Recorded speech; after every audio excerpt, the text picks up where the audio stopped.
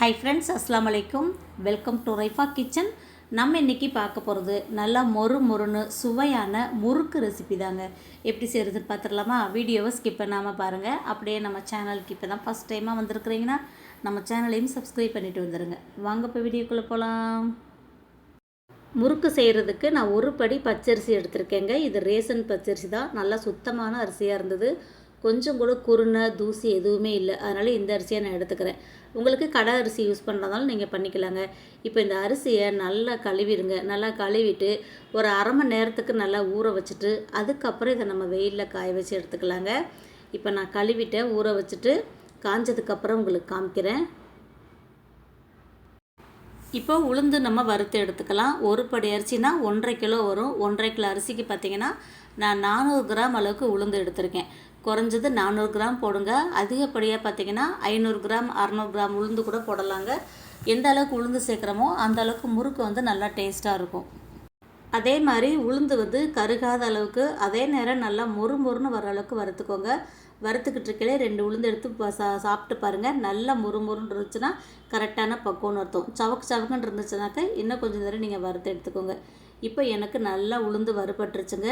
இதை எடுத்து இன்னொரு தட்டில் கொட்டி நம்ம ஆற விட்டுறலாம். இப்போ இது கூட பார்த்திங்கன்னா ஒரு 150 கிராம் அளவுக்கு நான் இட்லி அரிசி சேர்த்துக்கிறேன். இது கடையில் விற்கிற அரிசி தாங்க. நல்லா பொரிய விட்டுருக்குங்க. நல்லா பொரியரிசி எப்படி நம்ம பொரிய விடுவோமோ அந்த அளவுக்கு இந்த அரிசி பொரியணும். ஏன்னா நம்ம முறுக்கு மாவில் வேறு எதுவும் சேர்க்க போகிறதில்ல. பொட்டுக்கடலையோ பாசிப்பருப்போ எதுவுமே சேர்க்க போகிறதில்ல. அதுக்கு பதில் தான் இன்றைக்கி நம்ம இட்லி அரிசி சேர்த்துருக்கோம். இப்போ நல்லா பொரிஞ்சிருச்சு பாருங்கள். நல்லா மொறுன்னு பொரியணும் அரிசி.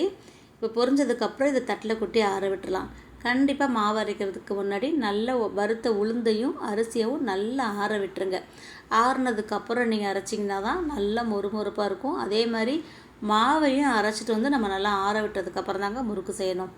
இப்போ இந்த உளுந்தும் அரிசியும் ஆறட்டும். நம்ம காய வச்ச அரிசி எப்படி காஞ்சிருக்குன்னு பார்த்துட்டு வந்துடலாம்.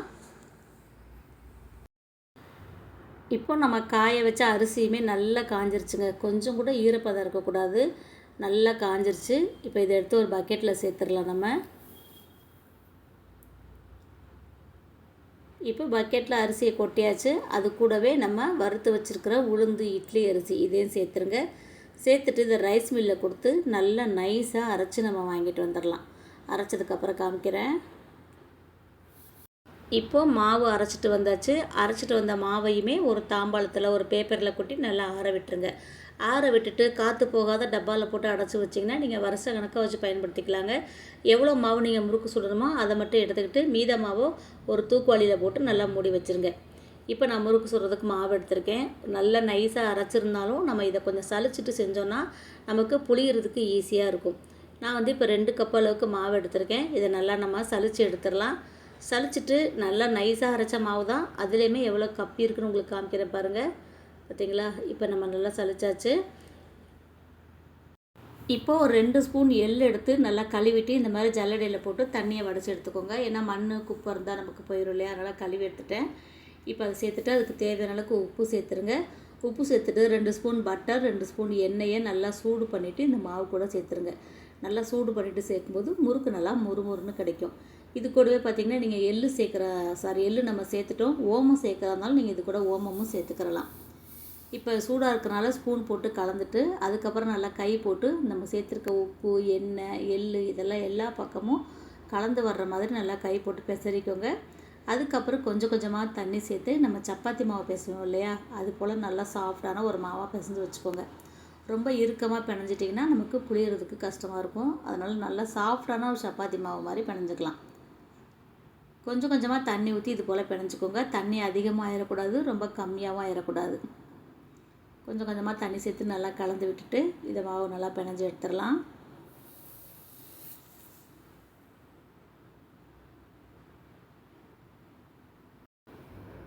இப்போ பாருங்கள், மாவு நல்லா சாஃப்டாக பிசைஞ்சாச்சு. அவ்வளோதான், நமக்கு மாவு ரெடி ஆகிடுச்சு. இதை அப்படியே ஒரு தட்டு போட்டு மூடி வச்சுருங்க. இதை மூடி வச்சுட்டு இது ஊறுறதுக்குள்ளே நம்ம கடாயில் எண்ணெயை ஊற்றி சூடு பண்ணிக்கிறலாம். முறுக்கு புளிகிற பாத்திரம்லாம் ரெடியாக எடுத்து வச்சுட்டு இதை பார்க்கலாம். முறுக்கு அச்சில் உள் பக்கமாக கொஞ்சமாக எண்ணெய் தடவிக்கோங்க. அப்போ தான் முறுக்கு புளியறதுக்கு ஈஸியாக இருக்கும். இப்போ எல்லாம் ரெடியாக இருக்குது. நீங்கள் அப்படியே கரண்டியிலே புழிஞ்சு எடுத்து அப்படியே போடுறதாலும் போடலாம். நேரடியாக எண்ணெய்க்குள்ளேயே நீங்கள் புளியறா இருந்தாலும் புளிஞ்சிடலாங்க. இல்லைனா இது போல் தட்டில் புளிஞ்சு வச்சுக்கோங்க. அதை அப்படியே கரண்டியில் மாற்றிட்டு நம்ம புளியறதுக்கு ஈஸியாக இருக்கும். அதே போல் இந்த மாவு வந்து ஒரு அச்சுக்கு தேவையான அளவுக்கு இந்த மாதிரி உருட்டி வச்சுக்கிட்டிங்கன்னா நமக்கு ஈஸியாக இருக்கும். உருட்டி வச்சுட்டு மூடி வச்சுக்கோங்க காயாத அளவுக்கு. நம்ம அப்படியே புளியும் போது ஒவ்வொரு கப்புக்கு போட்டிங்கன்னா கரெக்டாக இருக்கும். உங்களுக்கு புளிஞ்சு காமிக்கிறேன். அவ்வளோதாங்க. உங்களுக்கு எந்த அளவுக்கு சைஸ் வேணுமோ அந்த அளவுக்கு இதை புளிஞ்சு எடுத்துக்கோங்க. நான் வந்து ஒரு 3 பிளேட் வச்சுருக்கேன் பக்கத்தில். அதில் ஃபுல்லாக புளிஞ்சிட்டு அப்படியே எண்ணெயில் போட்டு எடுத்துடலாம்.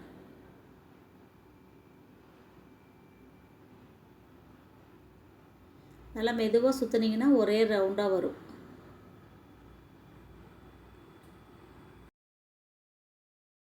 முறுக்குக்கு நல்லா எண்ணெய் சூடாக இருக்கணும். சூடானதுக்கப்புறம் போட்டுக்கோங்க. எண்ணெய் செக் பண்ணுறதுக்கு கொஞ்சமாக மாவு எடுத்து போட்டு பாருங்கள். நல்லா பொரிஞ்சு மேலே வந்துருச்சுன்னா எண்ணெய் கரெக்டாக இருக்குன்னு அர்த்தம். இப்போ நம்ம தட்டில் பிழிஞ்சு வச்சுருக்கிற மாவை போட்டு எடுத்துடலாம். உங்கள் கடாயில் 2, 3 எத்தனை போட முடியுமோ அந்தளவுக்கு போட்டுக்கோங்க. இந்த மாதிரி நுரையா வரும். நுரை அடங்கினதுக்கப்புறம் நம்ம எடுத்தோன்னா முறுக்கு வந்து கரெக்டாக வெந்திருக்குன்னு அர்த்தம். இப்போ பாருங்கள் நுரையெல்லாம் அடங்கிடுச்சு. இப்போ நம்ம எண்ணெயை நல்லா வடிச்சிட்டு எடுத்து ஒரு தட்டில் போட்டு வச்சுக்கிறலாம். நம்ம சேனலில் ஏற்கனவே நிறைய முறுக்கு ரெசிபி இருக்குதுங்க. பாசிப்பருப்பு பொட்டுக்கடலையெல்லாம் சேர்த்து எப்படி முறுக்கு மாவு அரைக்கிறது, அப்புறம் உளுந்து குக்கரில் வேக வச்சு கடையில் விற்கிற மாவு வச்சு எப்படி முறுக்கு செய்கிற ரெசிபி வீடியோ, முறுக்கு மாவு வீடியோ, முறுக்கு வீடியோ எல்லாம் நிறையா நம்ம சேனலில் அப்லோட் பண்ணியிருக்கேங்க. சேனல் நேமுக்கு கீழே ப்ளேலிஸ்ட்டில் முறுக்கு ரெசிபீஸ்னு இருக்கும். தேவைப்படுறவங்க செக் பண்ணி பாருங்கள். அவ்வளோதாங்க. இதே மாதிரியே நம்ம எல்லா மாவையும் முறுக்கு சுட்டு எடுத்துடலாம். எடுக்கும்போது நல்லா எண்ணெயை வடியை விட்டு எடுத்து வைங்க. அதே மாதிரி பாக்ஸில் போட்டு ஸ்டோர் பண்ணும்போது பார்த்திங்கன்னா முறுக்கை நல்லா ஆற விட்டு டப்பாவில் போட்டு வைங்க. நீங்கள் சூடாக இருக்கும்போதே போட்டிங்கன்னா முறுக்கு வந்து நமத்து போயிடும். அது மட்டும் இல்லாமல் உடஞ்சி போயிடும். அதனால் நல்லா எண்ணெயை வடியை விட்டு நல்லா ஆறுனதுக்கப்புறம் நீங்கள் பாக்ஸில் போட்டு ஸ்டோர் பண்ணி வச்சுக்கோங்க. இப்போ எல்லா முறுக்கையும் சுட்டு எடுத்துகிட்டு நம்ம பார்க்கலாம்.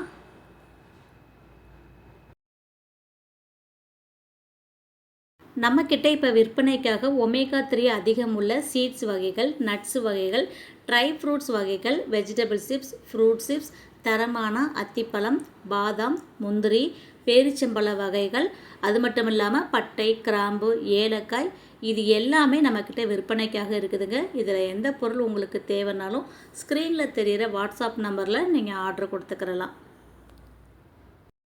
அவ்வளோதாங்க. மொறுன்னு சுவையான முறுக்கை எப்படி செய்கிறதுன்னு பார்த்துட்டோம். கண்டிப்பாக அந்த ரெசிபி உங்களுக்கு பிடிச்சிருக்குன்னு நினைக்கிறேன். பிடிச்சிருந்தா நீங்களும் இதே மாதிரி செஞ்சு பாருங்கள். செஞ்சு பார்த்துட்டு எப்படி இருக்குன்னு சொல்லுங்கள். வீடியோ பிடிச்சிருந்துச்சுன்னா லைக் பண்ணிவிட்டு நிறைய ஷேர் பண்ணிவிடுங்க. நீங்கள் லைக் பண்ணி கமெண்ட் பண்ணுற மாதிரியே இப்போ கமெண்ட் பாக்ஸில் ஹைப்னு ஒரு ஆப்ஷன் கொடுத்துருக்காங்க. இந்த வீடியோ பிடிச்சிருந்துச்சுன்னா வீடியோக்கான ஹைப்பே மறக்காமல் கொடுத்துருங்க. சேனலை சப்ஸ்கிரைப் பண்ணாமல் பார்த்துக்கிட்டு இருந்தீங்கன்னா அப்படியே சப்ஸ்கிரைப் பண்ணிவிடுங்க. இன்ஷா அல்லாஹ் இன்னொரு வீடியோவில் பார்க்கலாம். Bye friends. अस्सलाम वालेकुम।